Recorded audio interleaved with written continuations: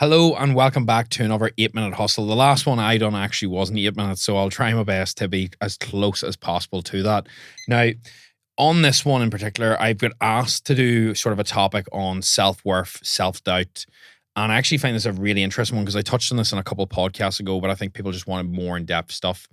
So self-worth nowadays is not overly defined by oneself. What you'll notice, a lot of self-validation is through others or through materialistic items. What you'll notice is the person that wants a Rolex, even if it's fake, feels like that makes them more of a person. And this is because society and norms are making us dictate our worth of objects, status. So for example, a really good example here is somebody walks by you and you meet them and you introduce yourself and they shake your hand and they go, yeah, add me on Instagram, and they have 200 followers or they have 200,000, people automatically almost look like the person that has 200,000 followers is worth more. Like they're more of a human, they're better.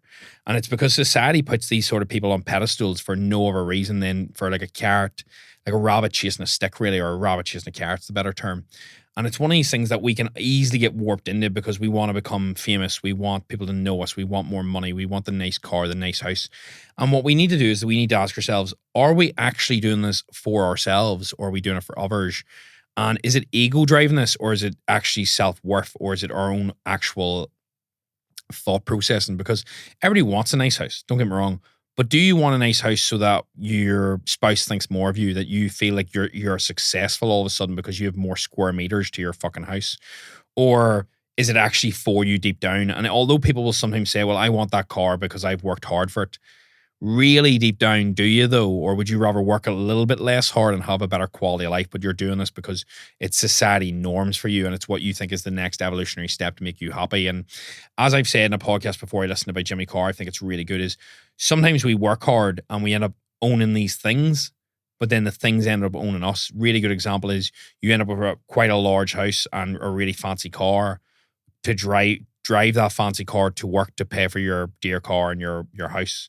And it's maybe a job you don't like. So all of a sudden you're living through this like egotistical, this self-validation pressure from society, whereas you'd be happier maybe living in a 2-bedroom apartment, more relaxed, chilled, working part-time.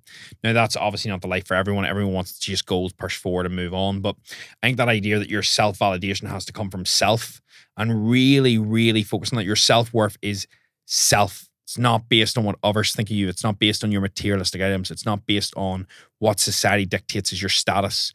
That doesn't dictate if you have kids when you're 30 or a career when you're 27 or a career when you're 40 or you've got everything sussed. It doesn't matter. You dictate your self-worth. The problem is self-worth is no longer self. It's literally dictated by other people. And this is where it's actually really frustrating me, because this has happened to me. I got warped into, I needed to have a six-pack for self-worth because the girl that I was seeing whenever I was like 15, went with another lad that was ripped. So I automatically assumed, oh, a six-pack is going to sort that issue. Then as I got older, I thought money would sort issues. I thought followers would sort issues, because this is the pedestals and the idea of self-worth and self-confidence. I assumed these would sort. And you see these people living these lifestyles and you assume that this is going to give you better quality. Whenever I chased all these things for self-validation through others, I've done it through my body, I've done it through business, I've done it through money, I've done it through, you name it, I've done it. And the funniest thing is, see, whenever you are that rabbit and you finally get the carrot, you realize that it's not all it's cracked up to be. And then you actually have to go back and work through maybe a therapy like I did, or a mindset coaching, and realize that it was insecurities driving this, and you could have easily just identified these and worked on them. Now, it's easy for me to say that now I've reached that goal, whereas if you never reach 100,000 followers, you don't know that it doesn't have an impact on your life. But I can tell you, it's literally just like, oh, that's it. It's not like all of a sudden a red carpet's rolled out and fucking everybody knows your name.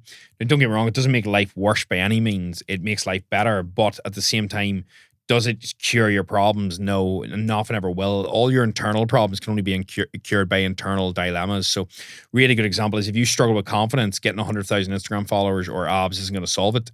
But having the work ethic to build that following, the work ethic to build them abs, that's actually what is the most important thing. So sometimes you don't always get what you need. Or sorry, you don't always get what you want, but you get what you need, or you get the skills from that. So you might be chasing them followers, that six-pack, but they're not the actual things that build your confidence, your self-worth. It's actually having the discipline to follow through on something that's built me up. So For example, it's not about the fact that I have X amount in the bank account or I have this many houses. It's the fact that when I put my mind to something, I know I can do it. So I know that I can do that with anything. I can do that with relationships. I can do that with business. I can do that with family. And that improves the quality of my life more than anything else. The one thing that I want you to do is a lot of people will have self-worth and self-doubt overlaps this. If you have self-doubt as an individual, there's only one reason for that, and it relates back to work ethic.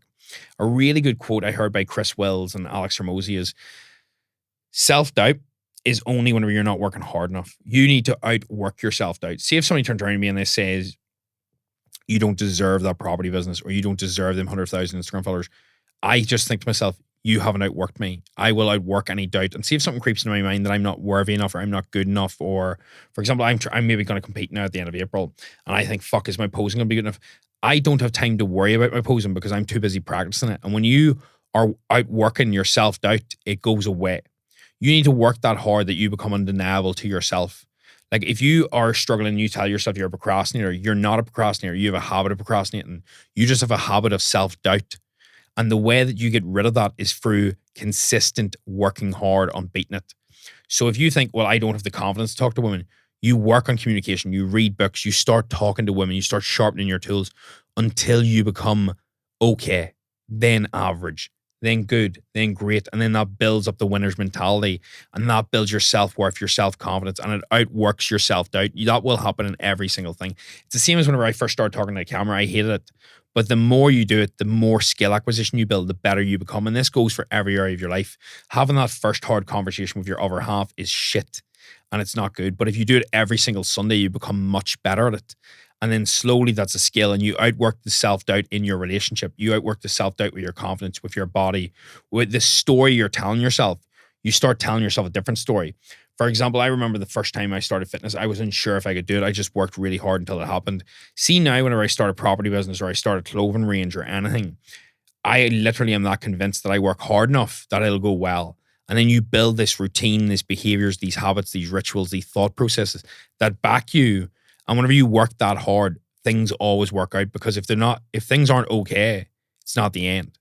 You just continue working and eventually it all works out. So I really want to re-emphasize that your self-worth is self-determined. It's not other people's.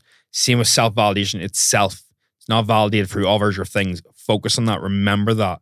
Because then it means everything is within your control. And if you have self-doubt, you work through that by working hard and you outwork your self-doubt. If you have self-doubt, you just simply haven't outworked it enough yet. So if you get pitfalls, downsides, just to keep outworking it and eventually that will fade. And hopefully you got a ton of value from that. 7 minutes 30. I've almost got 8 minutes in the head. My mouth is extremely dry. Hopefully you got a ton of value from that. Make sure you like, you share, you subscribe. If you found it good, please do let me know. I'd appreciate it. And I hope you have a great week. Thank you very much for listening.